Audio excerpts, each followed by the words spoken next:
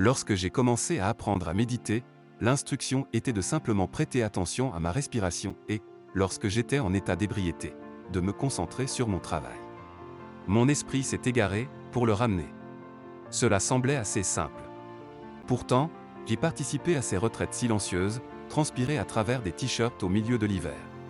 Je faisais des siestes à chaque fois que j'en avais l'occasion parce que c'était vraiment un travail acharné. En fait, c'était épuisant.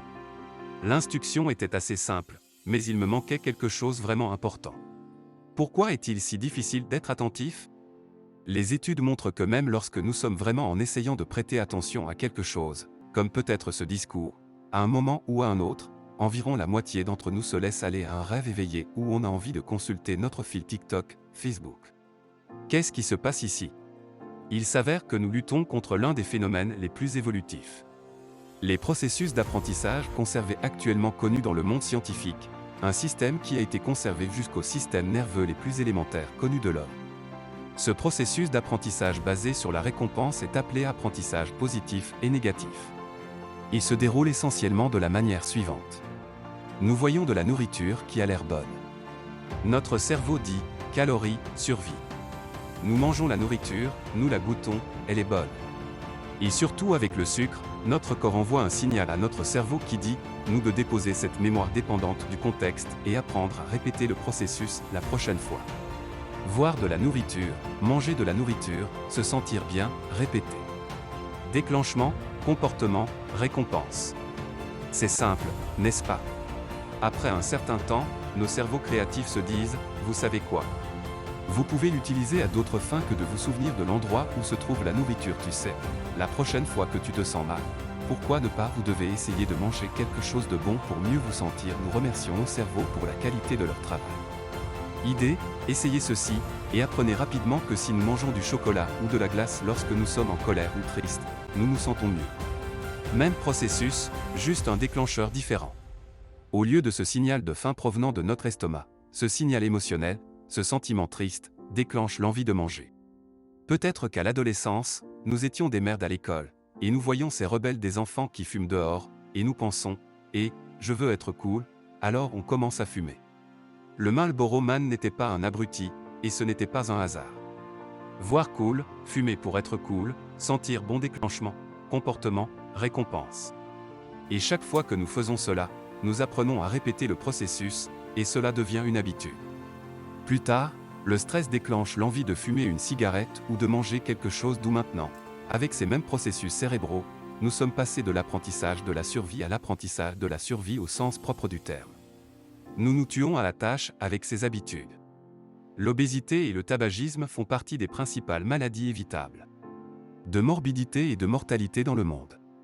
Et si, au lieu de lutter contre notre cerveau ou d'essayer de pour nous forcer à être attentifs, nous exploitons ce processus d'apprentissage naturel basé sur la récompense, mais en y ajoutant une touche. Et si, au lieu de cela, nous étions vraiment curieux de ce qui se passe? Je vais vous donner un exemple.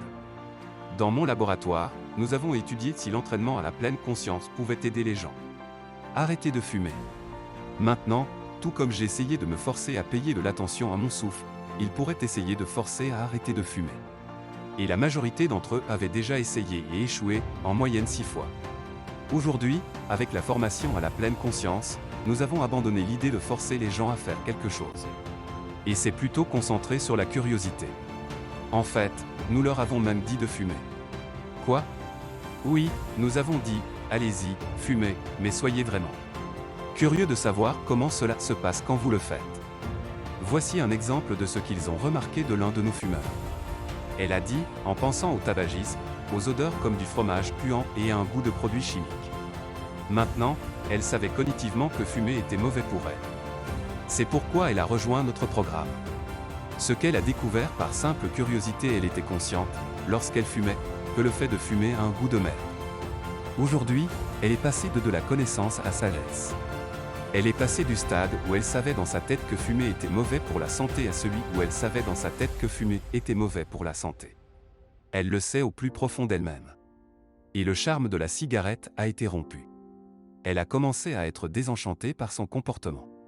Or, le cortex préfrontal, ce plus jeune de notre cerveau du point de vue de l'évolution, elle comprend à un niveau intellectuel que nous ne devrions pas fumer. Et il fait tout son possible pour nous aider à changer notre comportement, pour nous aider à arrêter de fumer. Nous arrêtons de manger ce deuxième, ce troisième, ce quatrième biscuit. C'est ce que nous appelons le contrôle cognitif. Nous utilisons la cognition pour contrôler notre comportement. Malheureusement, c'est aussi la première partie de notre cerveau qui se déconnecte lorsque nous sommes stressés, ce qui n'est pas si rare. Utile. Nous pouvons tout en faire l'expérience. Nous sommes beaucoup plus susceptibles de faire des choses comme crier sur notre conjoint ou les enfants lorsque nous sommes stressés ou fatigués, même si nous savons qu'il est possible d'avoir des enfants. Cela ne sera pas utile. Nous ne pouvons pas nous en empêcher. Maintenant, quand le cortex préfrontal se déconnecte, nous retombons dans nos vieilles habitudes. Ce désenchantement est si important. Voir ce que nous retirons de nos habitudes nous aide à les comprendre à un niveau plus profond, de la connaître au plus profond de nos os, de manière à ce qu'elle ne soit plus un problème. Nous ne devons pas nous forcer à nous renier ou à nous restreindre du comportement. Nous sommes simplement moins intéressés à le faire en premier lieu. Et c'est là tout l'intérêt de la pleine conscience. Voir clairement ce que nous obtenons lorsque nous nous faisons prendre dans nos comportements, en devenant désenchantés à un niveau viscéral et, à partir de là, les désenchanter, en lâchant naturellement prise. Cela ne veut pas dire que, comme par magie, nous arrêtons de fumer. Mais avec le temps, nous apprenons à voir de plus en plus de choses et à les voir de plus en plus. Plus clairement les résultats de nos actions, nous lâchons prise. Des vieilles habitudes et en créer de nouvelles. Le paradoxe ici est que la pleine conscience est juste d'être vraiment intéressé et de s'approcher au plus près avec ce qui se passe réellement dans nos corps et nos esprits à partir d'un moment à l'autre. Cette volonté de se tourner vers notre expérience plutôt que d'essayer de faire disparaître les envies désagréables le plus rapidement possible. Que possible. Et cette volonté de se tourner vers notre expérience est soutenue par la curiosité, qui est naturellement gratifiant. La curiosité fait du bien. Et que se passe-t-il lorsque nous devenons curieux ? Nous commençons à remarquer que les envies sont simplement constituées par le corps. Sensations. Oh, il y a de l'étroitesse, de la tension, de l'agitation, et que ces sensations corporelles vont et viennent. Il s'agit de petits morceaux d'expérience qui nous pouvons gérer l'instant présent, plutôt que de nous laisser envahir par la peur. Par cet énorme, effrayant que nous étouffons. En d'autres termes, lorsque nous sommes curieux, nous sortir de nos vieilles habitudes basées sur la peur, nous avons des habitudes réactives, et nous faisons un pas en avant. À l'existence. Nous devenons ce scientifique intérieur où nous attendons avec impatience le prochain point de données. Cela peut sembler trop simpliste de l'homme à affecter le comportement, mais dans une étude, nous avons à constater que la formation à la pleine conscience était 2 fois plus efficace que la formation de référence. Pour aider les gens à arrêter de fumer. Cela fonctionne donc réellement. Et lorsque nous avons étudié le cerveau de méditants expérimentés, nous avons constaté que des parties d'un réseau neuronal de traitement autoréférentiel appelé réseau de mode par défaut étaient en jeu. L'une des hypothèses actuelles est qu'une région de l'Europe de l'Est est en train de se transformer en une région de l'Europe de l'Est.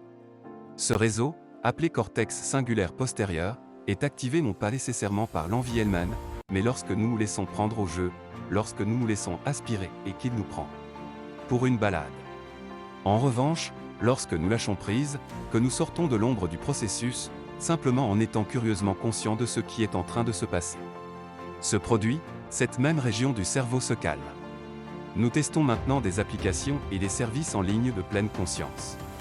Les programmes de formation qui ciblent ces mécanismes de base et, ironiquement, utiliser la même technologie que celle qui nous conduit à la distraction pour nous aider à sortir de nos habitudes malsaines du tabagisme, de la consommation de stress et d'autres dépendances, les comportements. Vous vous souvenez de ce passage sur la mémoire dépendante du contexte. Peut mettre ces outils à la portée des gens dans les contextes les plus importants. Peut les aider à exploiter leur capacité intrinsèque d'être curieusement conscient du moment où l'envie de fumer se fait sentir. Ou le stress manger ou tout ce qui se présente. Si vous ne fumez pas et ne mangez pas sous l'effet du stress, peut-être que la prochaine étape sera la suivante. Lorsque vous avez envie de consulter votre courrier électronique lorsque vous vous ennuyez ou vous essayez de vous distraire du travail, ou peut-être pour répondre de manière compulsive à ce SMS lorsque vous conduisez, voyez si vous pouvez exploiter cette ressource naturelle capacité. Soyez simplement curieux de ce qui se passe dans votre vie. Corps et de l'esprit à ce moment-là. Ce ne sera qu'une occasion de plus de perpétuer l'une de nos des boucles d'habitudes interminables et exhaustives, ou sortir de là. Au lieu de voir texto compulsif de retour, se sent un peu mieux, remarque les envies, curiosité, sentiment la joie de lâcher prise et de répéter. Nous vous remercions. Et répétez. Nous vous remercions.